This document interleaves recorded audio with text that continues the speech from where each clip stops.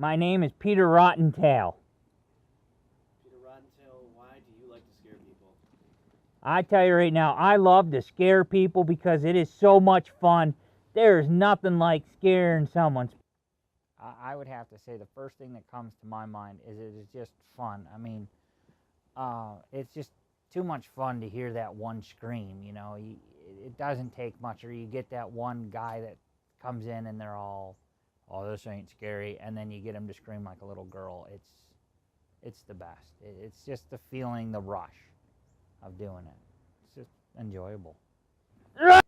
Well, it kind of started actually before we moved to this house.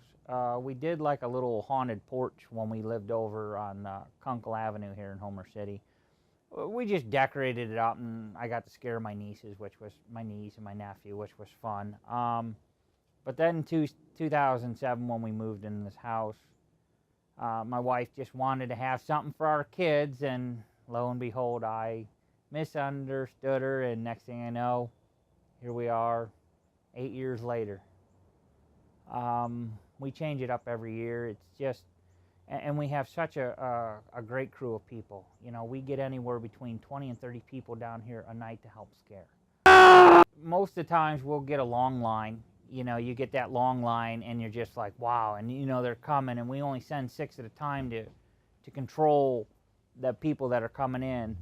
But it just to hear, you know, you could be in one part of the haunt and hear the screams coming from another part, and you're just like, it's like music to your ears, you know, just listening. And the moment of the scare is, it's just like, you just get that rush, like you're playing a sport, you know, and you're going out to play football. You get an adrenaline rush. It's the same thing about scaring. You know they're coming, and if you're not in the first stage of the haunt, you know, you can hear the screams, so you know you're getting a good crew, you know, coming through. You get those screams, and you get pumped up, and you're just waiting, and then you get them, and then all of a sudden someone else gets them, and then once you trap them in between 2-3 people and they have nowhere to go, they just sit there and scream, and that's the adrenaline rush. It's there's no real words for it. It's just, you just get pumped up. Yes, you know, we love scary movies. We've seen I don't know how many scary movies, and my wife is to the point where if there's no blood in the first 5 minutes, I can't finish watching the scary movie because we have to have blood and guts. And so, you know, we like to do a lot of things that you typically don't see at a haunt usually. Like when we did 13 Ghosts, I've never seen anyone do that before. Saw, sure, but not 13 Ghosts. So we kind of like to watch those movies too, you know, because I like that movie a lot. So yeah, we watch a lot of movies, and you know, I like Rob Zombie, and you know, he does a lot of weird things. So you get a lot of ideas from those creative guys, and then you can take that and put your own twist or spin on it. You know something's there.